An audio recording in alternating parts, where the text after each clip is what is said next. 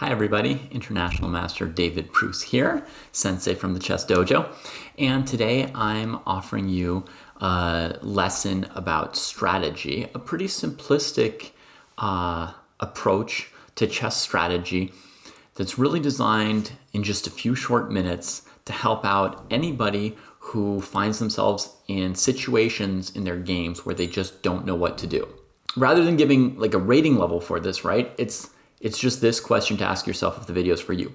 Do you, with some frequency, find yourselves in a position where you don't have an idea? Not you have 5 ideas and you don't know which one's better, or 2 or 3 ideas and you can't evaluate them, but you're literally looking at the position and you think, I don't know what I should do. If you're in that situation, this video is for you. I'm going to give you a whole bunch of different ideas of how you can come up with a quick idea that may or may not be the best idea, but that will be a possible idea. And then you'll be able to get better at evaluating those ideas as you try them out over time. Now, first of all, let me make clear what kind of situations we're talking about. We're talking about non-tactical situations, okay? So if there's a king that's about to get checkmated, if there's a pawn that's about to queen, if there's 6 pieces hanging, you don't need any of what I'm about to tell you, okay? You just need to calculate, move, capture, check, capture, move, threat, mate in 2, check, etc. But in a position where there's nothing really pressing, no pieces to capture, no pieces to defend, you may ask yourself, what should I do? And that's when you're gonna need what we call a strategic idea of some kind. Here is a list of things to do. We'll go through this whole list once here, just talking, and then a second time with examples of each of these things. So the first thing that you could do in a position is you could improve the placement of one of your pieces. So you could find a piece that is not living up to its potential, and you could try to move it to another square or make way for it with the other pieces, right? But you could do something to improve that piece so it is more powerful, better placed, has more effect on the game. This idea is often going to be strongest if you figure out what your worst placed piece is and improve that piece, but any piece that can be improved will improve your position. So that's one thing you can do. The next thing you could do is you could trade a piece. This is often going to be a defensive technique where your opponent has a really strong piece and it's bothering you, hampering you, and you realize that you have that your position might be better if you got rid of that piece and you can bring someone around to trade it off. But it could also be on the offensive. You're removing a defensive piece that's doing a lot of work. You might have a bad piece and you thought about improving it and you couldn't really find any great prospects to improve it, and you thought the best thing that this piece could ever really do would be to trade itself for another piece. So that would be another version of improving a bad piece of yours, would be to get it off the board by trading up. The third thing you can do is something called building strength, and that is picking an area where you either are already a bit better or where you think that over time you can become better. It could be because you've got some better placed pieces there already, a better pawn structure, more pawns, more pieces, or just because everything was equal and you just picked a spot and tried to build up strength there. And building up strength could also be thought of as accumulating forces. So you transfer pieces to that area or you move your pieces up the board into better squares in that area. That is building strength, and you'll often see it with regards to pawn structures actually telling you where you've got more pawns than the opponent, or advanced pawns will often tell you where to build strength. Then we've got create a weakness. So that could be either a weak pawn for the opponent. You sort of make a weakness in their pawn structure and then you can attack that later. Not to get ahead of ourselves, but you can make a weakness in their pawn structure. You could open up their king's position, and that would be a weakness for the opponent, would be that they need to defend their king. Or you could just weaken a square so that later you can improve a piece by putting it on that square that your opponent is going to have trouble trading or chasing a piece out of. And then attacking a weakness. So we don't attack willy-nilly, but you're going to pick something that is either immovable or hard to defend, or ideally both. You're going to find a weakness and you're going to aim one or more pieces at it in order to either win the weakness or tie your opponent's pieces down. And that can also be something that helps you figure out how to improve a piece, as you find a weakness and then you take your piece, which might seem like it's on an okay square, and you maximize how many weaknesses it's attacking, and suddenly that piece is exerting more pressure on your opponent. Finally, a very, very important one. Sometimes when people are wandering around aimlessly and they don't really know what to do, it's because there's no open files or diagonals on the board. It's very hard, nigh impossible, to inflict true damage on an opponent in a fully closed position. Even if you love closed positions and you're good at playing them, any closed position that you're trying to bring towards an advantage or towards a win, there comes a time where you have to open some part of it for your pieces to get through and attack the opponent. Otherwise, you have to win with basically just your knights.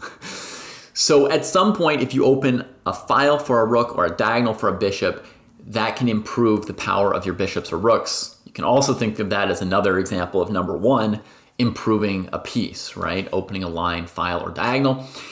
And generally speaking, you're going to want to do this somewhere where you are stronger, where you're more likely to win a fight because of the line you've opened than your opponent, right? So we're not generally trying to open their diagonals or trying to open up our king to their rooks or something of that sort.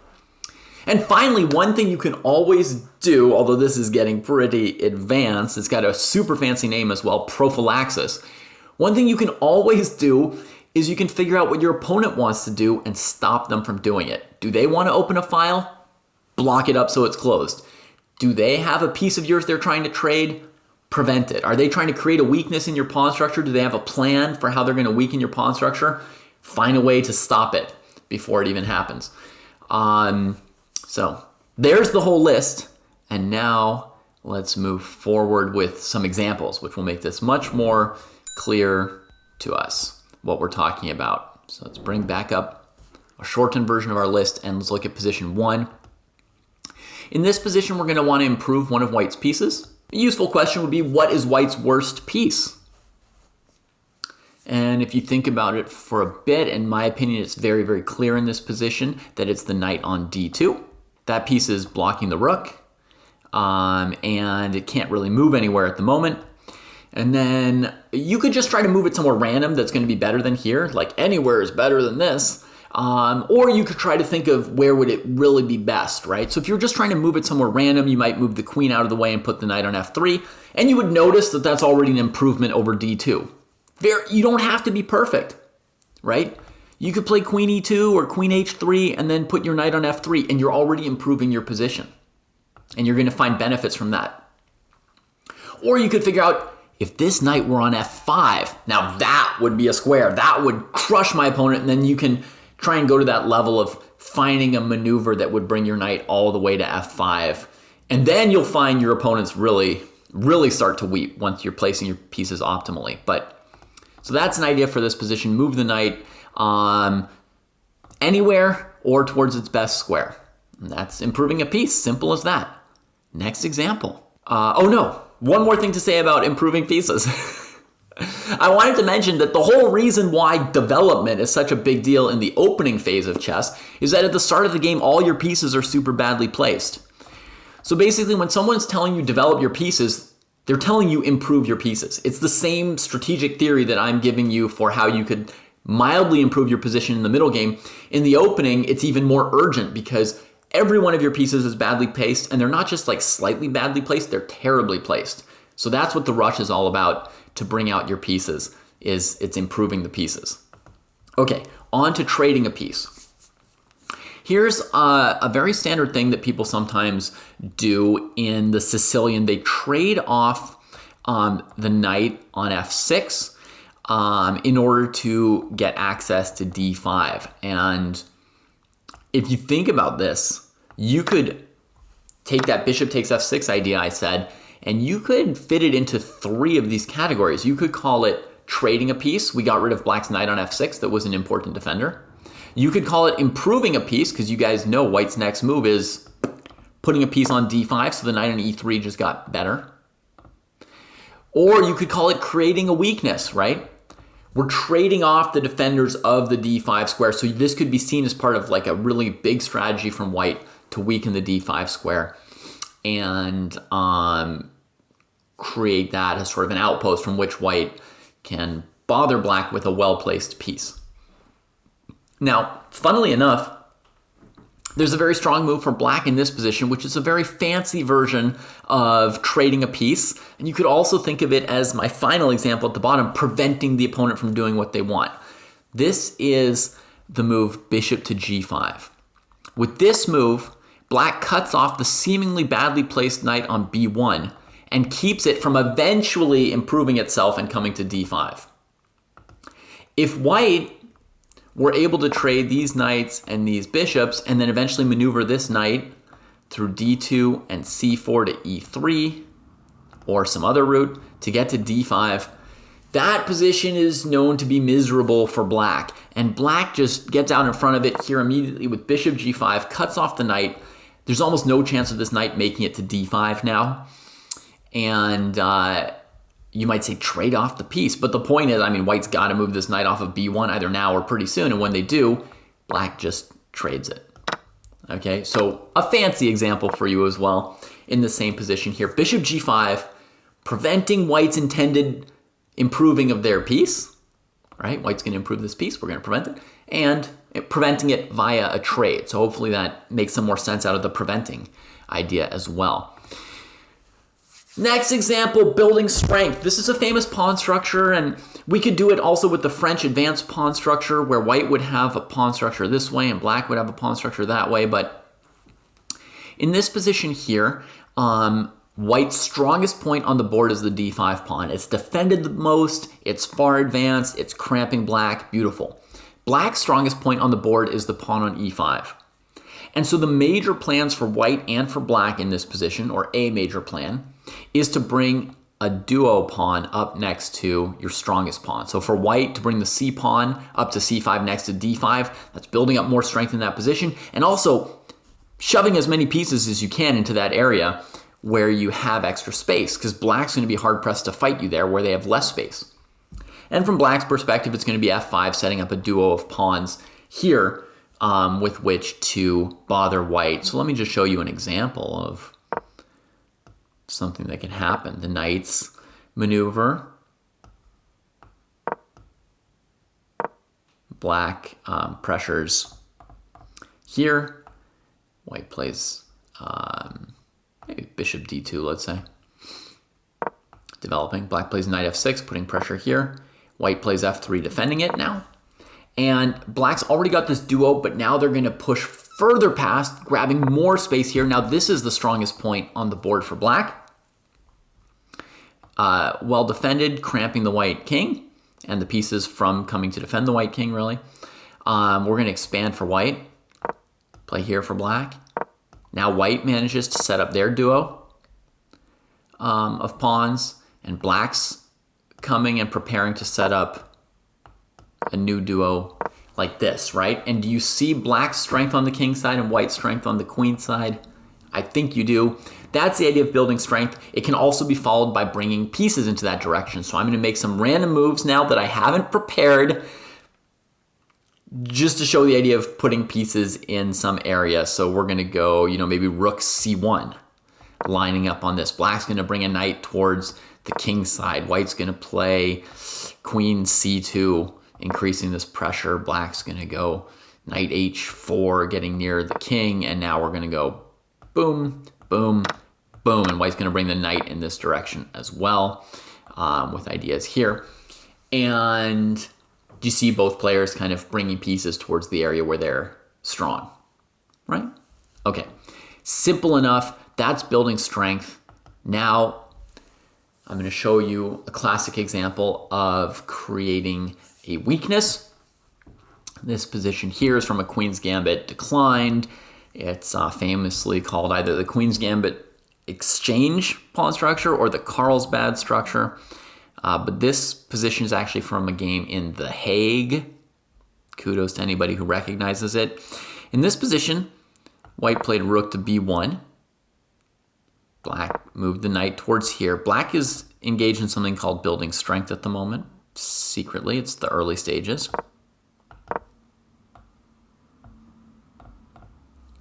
Continuing to build strength, right? b5. Now you could also see this as white trying to open up a file for the rooks or the queens, which is later down the list. But I'm just going to focus on the fact that once white makes this trade, this is a famous minority attack. Once white makes that pawn trade, this pawn here is now a weakness. Why? It's an isolated pawn. That means it can't be defended by other pawns. So if you attack it, your opponent's pieces are going to get busy with some defensive chores they don't like. Had black taken with this pawn, then this pawn would have been a weakness. It's not isolated, but it's on an open file, so white can attack it with extra pieces, rooks and queens. And it's a little bit backwards in that it's hard for black to control the c5 square. And there's no pawn that can go back to b7 or d7 to defend it. So this is sometimes called a backward pawn on a semi-open file. Or for short, it's a bit of a weakness. It's a target that white can aim at and attack. Of course, you could also see in this position maybe some advantage to white having opened a file for their rook, so you could see it as a little bit of both of those factors. So that's creating a weakness, and let's just see what white did again. They deliberately brought this pawn up the board, knowing that whether black traded on b5 or white traded on c6 or however black recaptured, white was likely to create an isolated pawn for black on one of these three files, right? If black takes on b5, d5 will be isolated. If white takes on c6 and black takes back with the b pawn, then c6 will be the backward pawn and a7 will be the isolated pawn. Or if in the game black recaptures with the bishop, then this becomes the isolated pawn. Either way, we've created a weakness, something that's more tender and more interesting for us to attack. Next example, attacking a weakness. Oh, this is a delicious Fischer endgame that many of you may recognize. In this position, black has three notable pawn weaknesses and a weak square, but it's not super relevant at the moment. It would mainly be relevant for white's king. Of the remaining pieces on the board, it's mainly relevant for white's king, so that's pretty far away. But here we go. Bobby attacks one pawn. Bobby prepares to attack another pawn. Sammy prepares in a cramped situation to defend this pawn. Bobby attacks it. Sammy defends. And Bobby hits him with a little Zugzwang, just waiting on the situation. This pawn here is barely defended. This piece can't move and keep it defended. The bishop can't move because it would interfere with the defense. And if the rook moves along the second rank, like this, for example, rook f7 or something, then Bobby switches to attacking the other pawn, and you can't get back to help it because of the bishop. In other words, it's very tricky, but this rook can only defend both pawns if it keeps access to c6 and c7. So also the black king can't move because any legal move of the king would go back and interfere with the rook's defense. So it's a thing of beauty. We're going to just see those four moves again for a second. Ooh, looking at that guy. Preparing to look at the other guy. Tying black up and then just waiting. Oh, the weaknesses. Oh. Attacking your opponent's weaknesses isn't always going to win a game for you with that kind of rapidity and precision and simplicity. But it is a way to tie up your opponent's pieces and reduce their options. Even if Bobby didn't have a way to break through, you can see that the attack on h7 would be keeping this rook from coming to an open file. It would be keeping this bishop from moving anywhere because this rook needs to do this defensive task. So even if we couldn't break black, attacking your opponent's weaknesses can be a useful thing to do to just improve your position and weaken theirs, even if you don't yet see like a winning outcome to it. Now let's talk opening lines. A lot of times when you see beginners playing the Italian game, they move their pieces around in circles and never trade a pawn, and then they start trading the knights and bishops. And as they trade off the knights and bishops, they don't really find a way to gain much of an advantage. And maybe most annoyingly of all, as they're playing these moves, they don't really know what they're trying to do. And that's kind of a weird, annoying feeling, right? That's why we've got this what to do video. So here in this position, black has just played king h8. White has been building strength on the queen side. They came up with something to do. It's not super menacing yet to me, but okay, it's something. Building a little strength.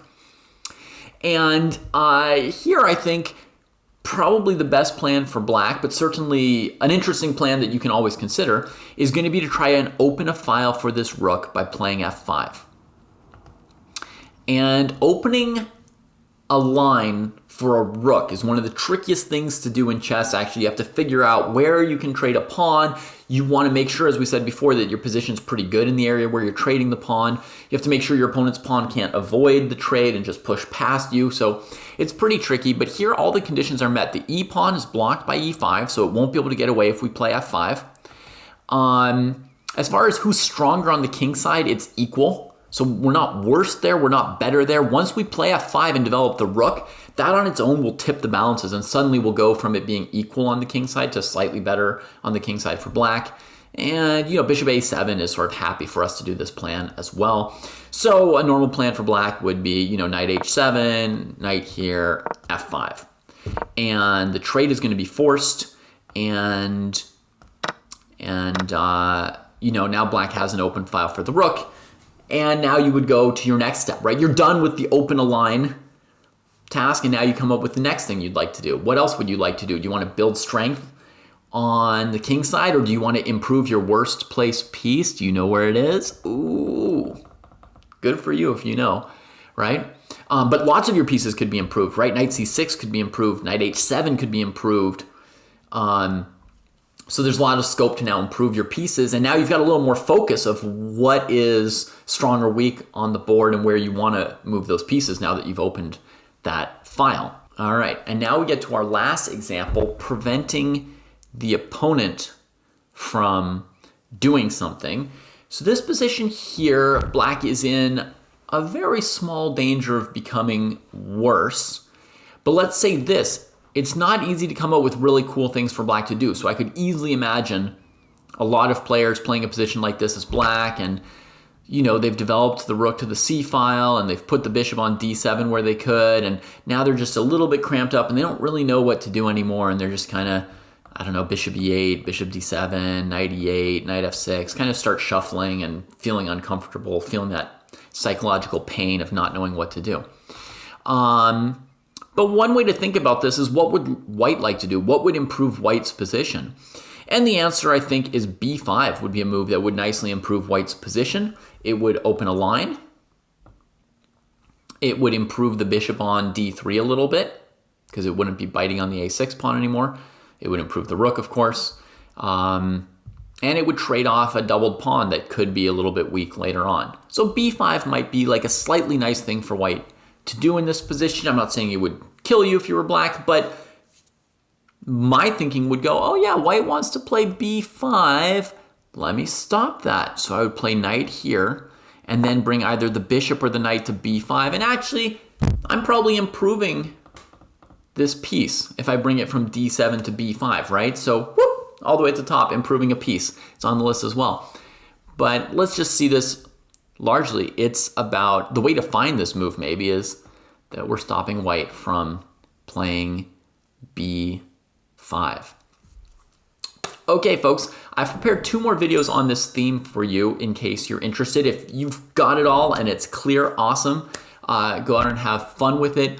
But one thing I want to do is show you a game, a full game, very simple and clean game where I just go through on every move, like some of the examples of things to do that are being done. And then I want to do another one where I just give you a series of positions and you pause the video on each position and ask yourself, what is an idea to do? See if you can remember in your head the list of possible things to do, like improve a piece, create a weakness. And then I'll talk through multiple answers to each position because there won't just be one answer on them. So if that is of interest to you, to just slightly go one level deeper on this, or just get that little extra piece of practice to make sure that you've really absorbed it, then you can watch for those videos coming out soon as well. Take care, everybody.